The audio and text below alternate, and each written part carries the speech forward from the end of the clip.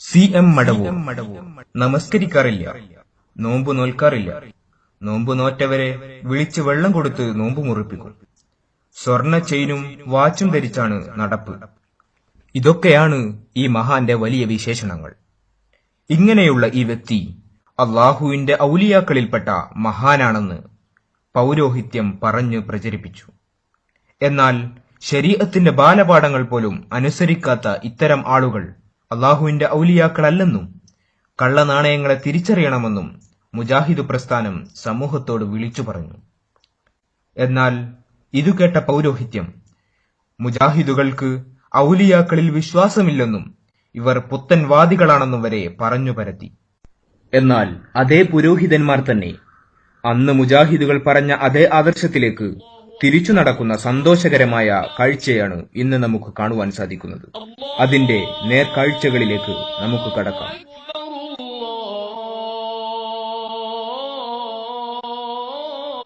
അള്ളാഹുവിനു പുറമെ ഔലിയാക്കളെയും അമ്പിയാക്കളെയും വിളിച്ചു പ്രാർത്ഥിക്കുവാനും അവരോട് സഹായം തേടുവാനും സമൂഹത്തെ പഠിപ്പിക്കുവാൻ വേണ്ടി ഇല്ലാത്ത ഔലിയാക്കളെക്കുറിച്ച് വല്ലാത്ത കറാമത്തുകൾ ഉണ്ടാക്കിയെടുക്കുവാൻ പൗരോഹിത്യം നിരന്തരം ശ്രമിച്ചുകൊണ്ടിരുന്നു. CM മടവൂരിനെ കുറിച്ച് മനസ്സിലുള്ളതുപോലും CM മടവൂർ അറിയുമെന്നുവരെ ഇവർ തട്ടി. അങ്ങനെ കുപ്പിയകത്തുള്ള വസ്തുവിനെ പോലെ കാണും ഞാൻ നിങ്ങളെ കൽബകം എന്നോവർ എന്ന് പറയുന്ന ഹൃദയത്തിന്റെ ഉള്ളിൽ ഉള്ള കാര്യങ്ങൾ പറഞ്ഞു തരുന്ന ബഹുമാനപ്പെട്ട CM വലിയുല്ലാഹി അവരുടെ പേരിലുള്ള ഒരു സ്ഥാപനമാണ് ഇവിടെ. അതുകൊണ്ട് ഈ സ്ഥാപനത്തെ നിങ്ങൾ സഹായിക്കണം. ഒരു കാര്യം, എന്തിനേറെ ഗ്രൂപ്പ് താൽപര്യങ്ങൾക്കു വേണ്ടി CM മുറബിയായ ഷെയ്ഖാണെന്നും അദ്ദേഹം സർട്ടിഫിക്കറ്റ് കൊടുത്ത പണ്ഡിതന്മാരെ പിൻപറ്റിയില്ലെങ്കിൽ നരകത്തിലേക്ക് പോകുമെന്നും വരെ പറഞ്ഞു പ്രചരിപ്പിക്കുവാൻ ഈ പുരോഹിതന്മാർക്ക് യാതൊരു മടിയുമുണ്ടായിരുന്നില്ല. പറഞ്ഞതല്ല, എന്റെ ഷെയ്ഖും മുറബിയായ ഷെയ്ഖ് മടവൂർ അബൂബക്കർ മുസ്ലിയാർ ഖദ്ദസല്ലാഹു സിറൽ അസീസ് മഹാനവറുകൾ പറഞ്ഞത് ഉള്ളാളം തങ്ങളും AP ഉസ്താദ് ഹക്കാണ് ഹക്കാണ് അത് വിജയിക്കൂ എന്ന് പറഞ്ഞ് കൊല്ലം. എന്നാൽ ഇത്തരം പ്രചാരണങ്ങളും കള്ളക്കഥകളും സമൂഹത്തിന്റെ കണ്ണിൽ പൊടിയിട്ടുകൊണ്ട് കീശ വീർപ്പിക്കുവാനുള്ള പുരോഹിതന്മാരുടെ അടവുകൾ മാത്രമാണെന്ന് സധൈര്യം സലഫികൾ സമൂഹത്തോട് വിളിച്ചു പറഞ്ഞു. ഔലിയാക്കന്മാരില്ല, ഇവർ ഔലിയാക്കന്മാരെ ആദരിക്കൂല, ഇവർ ഔലിയാക്കന്മാരെ ബഹുമാനിക്കൂല എന്നൊക്കെ പറയും. സഹോദരങ്ങളെ, സമയം കുറവുകൊണ്ട് ഇങ്ങനെ ചുരുക്കി പോവാൻ. അള്ളാന്റെ ഔലിയാക്കന്മാരെ ആദരിക്കുന്നവരാണ് നമ്മൾ, അള്ളാന്റെ ഔലിയാക്കന്മാരെ ബഹുമാനിക്കുന്നവരാണ് നമ്മൾ. അവരെ ആദരിക്കുകയും ബഹുമാനിക്കുകയും ചെയ്യണമെന്ന് സമൂഹത്തെ പഠിപ്പിക്കുകയും ചെയ്യുന്നവരാണ് മുജാഹിദ് പ്രസ്ഥാനം. പക്ഷെ ഞങ്ങൾ ആദരിക്കണമെന്ന് ഒരിക്കലും പറയലില്ല. പക്ഷെ ഞങ്ങൾ ആദരിക്കണ്ടെന്ന് പറയലുണ്ട്. ആരെന്നറിയോ? ഇവര് പഠിപ്പിക്കുന്ന ചില ഔലിയാക്കന്മാരുണ്ട്. ഏതാ ഔലിയ? ഒരു ഔലിയന്റെ കഥ ഞാൻ പറഞ്ഞുതരാം. പിന്നെ CM മക്കാമിലെ CM മടവൂർ. എന്താ CM മടവൂരിന്റെ? ഇവരെ ഔലിയാക്കന്മാർ ഏകദേശമൊക്കെ പരിശോധിച്ചാൽ അരപ്പിരി ലൂസായിരിക്കുന്നാണ് എല്ലാ ഔലിയാക്കന്മാരും. ഏകദേശം ഔലിയാക്കന്മാരുടെയൊക്കെ ക്വാളിറ്റി എന്താണെന്ന് വെച്ചാൽ അരപ്പിരി ലൂസായിരിക്കുന്ന. ഇനി CM മടവൂരാണല്ലോ ഇവരെ വലിയ ഔലിയ. ആ ഔലിയാന്റെ കറാമത്ത് വെക്കണേ, വലിയ കറാമത്ത. എന്താ ഔലിയാന്റെ കറാമത്ത് എന്നറിയോ? ഒന്ന്, മടവൂർ CM വലിയുല്ലാഹി എന്ന പുസ്തകത്തിലെ പേജ് 78ാമത്തെ പേജിൽ ഞാൻ വായിക്കുന്നത്. മമ്മൂട്ടി മൂപ്പന്റെ വീട്ടിലെ 3 വർഷക്കാലത്തിനിടയിൽ ഒരു ദിവസം മഗ്‌രിബും ഇശായും മാത്രമാണ് മൊയ്തീൻ സാഹിബ് നിസ്കരിച്ചത്. അഥവാ ഷെയ്ഖുന ഹാജിയാരും ബാബു എന്ന അഹമ്മദ് കോയയും സാഹിബിനെ തുടർന്ന് നമസ്കരിക്കുകയും ചെയ്തു. 3 കൊല്ലത്തിന്റെ ഇടയിൽ എന്താ ചെയ്തത്? ഒരു മഗ്‌രിബും ഇശായും ഇയാള് നിസ്കരിച്ചു. ഇയാൾ ഔലിയാണ് പോലും. ഇനി മാത്രല്ല, അടുത്ത ഷെയ്ഖുന നോമ്പ് നോറ്റിരുന്നില്ലെന്നതിന് പുറമെ പകൽ സമയത്ത് ചിലർക്ക് ബാക്കിയുള്ള ഭക്ഷണവും മറ്റും കൊടുത്ത് നോമ്പ് മുറിപ്പിക്കുകയും ചെയ്യും. അയാൾ നോമ്പ് വെക്കൂല. നോമ്പ് വയ്ക്കൂലെന്ന് മാത്രമല്ല, ആരെങ്കിലും നോമ്പ് കതറെ നോമ്പല്ലേ മെനെ ഞാൻ തിന്നതിന്റെ കുറച്ച് ബാക്കിയുണ്ടായി തിന്നിട്ട് അങ്ങനെ നോമ്പ് കുറിച്ചാല. എന്താ ഔലിയ? ഇത്ര നല്ല ഔലിയാക്കന്മാരൊക്കെ കിട്ടുമോ? ഈന്റെ മുമ്പ് പോയിട്ടാണ് ഔലിയേ കാക്കണേ കുട്ടീനെ തരണേ എന്ന് പറയുന്നേ. എന്റെ ചങ്ങായിമാരെ, ഒരൽപ്പം തലയുള്ളൊരു മനുഷ്യ ഇത് ചെയ്യൂ. ഇനി മാത്രമല്ല അടുത്തെന്നറിയോ, ക്രമേണ ഷെയ്ഖിനൊക്കെ കുടുംബജീവിതത്തോട് വിരക്തി തുടങ്ങി. ഉമ്മയോടും ഭാര്യയോടും സംസാരിക്കാതെയായി. വലിയ ഔലിയാണ്. ആരാണ് ഔലിയ? അല്ലാഹുവിന്റെ ഖുർആൻ പഠിപ്പിച്ചു, അല്ലദീന ആമനു വഖാലൂ യത്തഖൂൻ. തഖ്വയുള്ളവരാണ് ഔലിയ. ഭാര്യയോട് ചെയ്യേണ്ട കടമകൾ നിർവഹിക്കുന്ന, ഉമ്മയോട് ചെയ്യേണ്ട കടമകൾ നിർവഹിക്കുന്നവരാണ് ഔലിയാക്കന്മാരെന്ന് ലോകത്തിന്റെ തമ്പുരാൻ പഠിപ്പിച്ചു. ഇതേത് ഔലിയാണ്? ഇതേത് ഔലിയ? ഇനി തീർന്നിട്ടില്ല. അടുത്തത് മറ്റൊരു ഘട്ടത്തിൽ സിയമടൂരിന്റെ മറ്റൊരു ഘട്ടത്തിൽ താടിയും മുടിയും വളർത്തി കണ്ടാൽ ഭയം തോന്നിക്കുന്ന രീതിയിലായിരുന്നു. ഇക്കാലത്ത് കണക്കില്ലാത്ത വെറ്റില ചവച്ചിരുന്നു. വെറ്റില ഇങ്ങനെ തിന്നു, ഔലിയെ വെറ്റില തിന്നു. അടുത്തത് പിന്നീട് താടിമുടികൾ പാടെ നീക്കം ചെയ്തു. കാറിൽ മാത്രമായി യാത്ര. തുരുതുരാ സിഗരറ്റ് വലിച്ചിരുന്നു.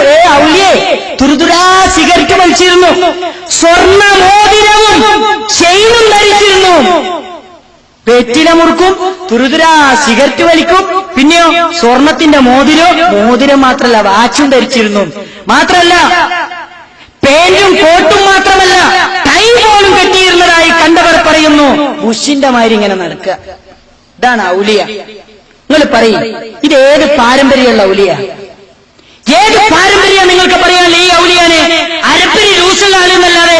ഇത്ര വ്യക്തമായിക്കൊണ്ട് തെളിവുകൾ നിരത്തി സമൂഹത്തോട് സലഫികൾ സത്യം തുറന്നു പറഞ്ഞപ്പോൾ നിൽക്കക്കള്ളിയില്ലാതായ പൗരോഹിത്യം പുതിയ അടവുകളും ദുർവ്യാഖ്യാനങ്ങളുമായി സമൂഹത്തിലേക്ക് ഇറങ്ങിച്ചെന്നു.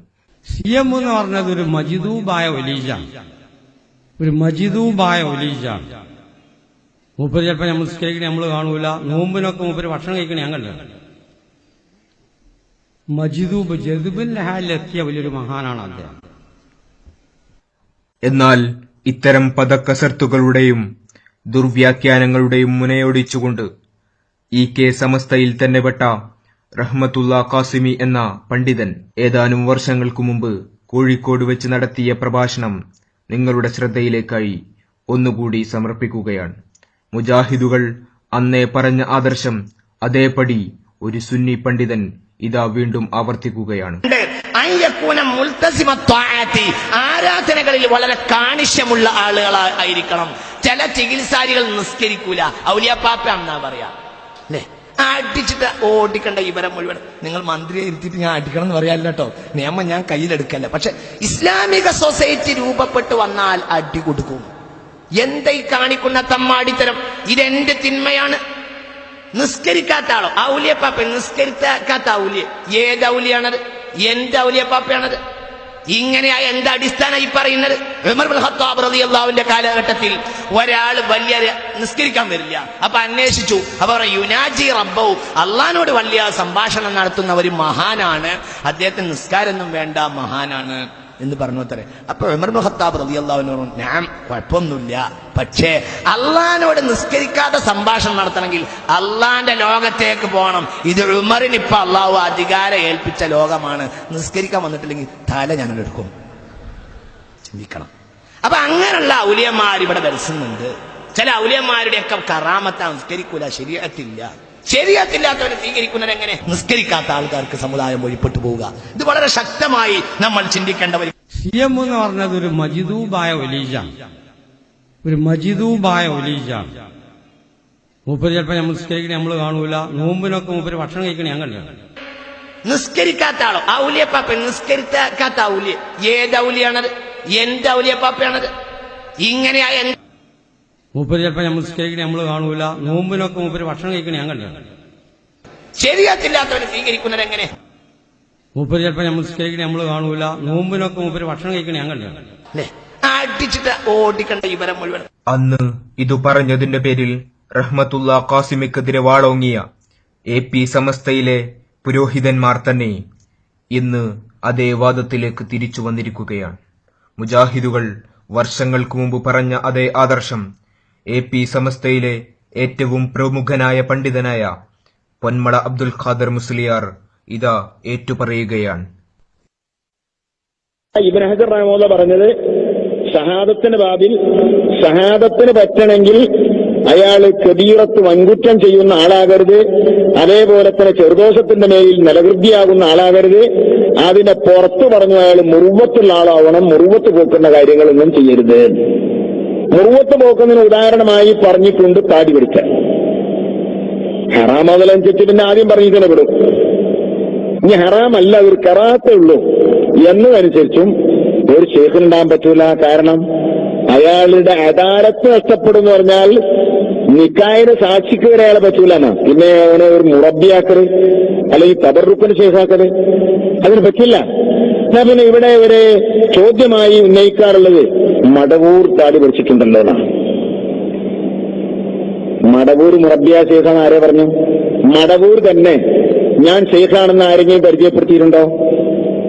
മടവൂർ കുറെ ആളുകൾക്ക് ഇവിടെ തെർബിയത്ത് കൊടുക്കാന്ന് പറഞ്ഞാൽ ത്വരീക്കത്ത് കൊടുക്കാന്ന് കൊടുത്തിട്ടുണ്ടോ? അതുകൊണ്ട് തന്നെ മടവൂർ തരീക്കത്ത് പറഞ്ഞ ത്വരീക്കത്ത് ഇവിടെ ഉണ്ടോ? അതൊന്നുമില്ല. ഒരു വ്യക്തി ആ വ്യക്തിയുടെ ജീവിതത്തിൽ അയാൾ താടി വരിക്കുന്നത് മടവൂർ മാത്രമല്ല, പറഞ്ഞ ലോകത്ത് ഒരുപാട് ആൾക്കാരുണ്ട്. അദ്ദേഹം മുറബിയായ ശൈഖാണെന്ന് പറഞ്ഞിട്ടില്ല. നമ്മൾ അദ്ദേഹത്തെ കുറിച്ച് മുറബിയായ ശൈഖാണെന്ന് പറയുന്നുമില്ല.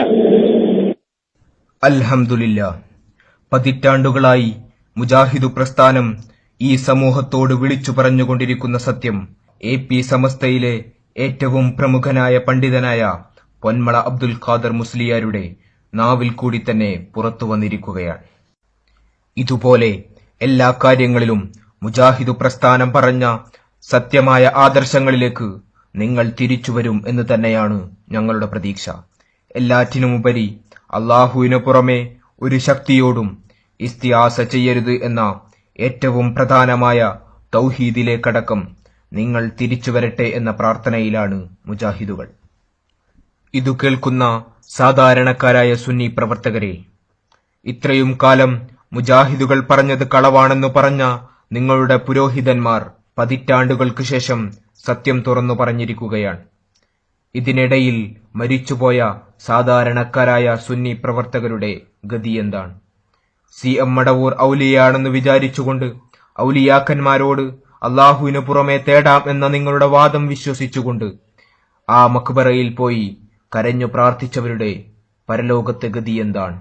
അതെ, ഇവർ ഇന്നോ നാളെയോ ഇസ്തിആസയുടെ വിഷയത്തിലും ഒരുപക്ഷെ മാറ്റിപ്പറഞ്ഞേക്കാം. പക്ഷേ അത് കേൾക്കാൻ നമ്മളുണ്ടാകുമെന്ന് എന്താണ് ഉറപ്പ്? അതുകൊണ്ട് തന്നെ ഇവർ മാറ്റിപ്പറയുന്നത് കാത്തുനിൽക്കാതെ നമുക്ക് ഖുർആനും ഹദീസും മുത്തറസൂലും പഠിപ്പിച്ച യഥാർത്ഥ അഹ്ലുസുന്നത്തി വൽ ജമാഅത്തിലേക്ക് നമുക്ക് പ്രവേശിക്കാം. ഈ പുരോഹിതന്മാരുടെ വാക്കുകൾ വിശ്വസിച്ചുകൊണ്ട് പരലോകം നഷ്ടപ്പെടുത്താൻ നാം തയ്യാറാകരുത്. അള്ളാഹു അനുഗ്രഹിക്കുമാറാകട്ടെ. ആമീൻ.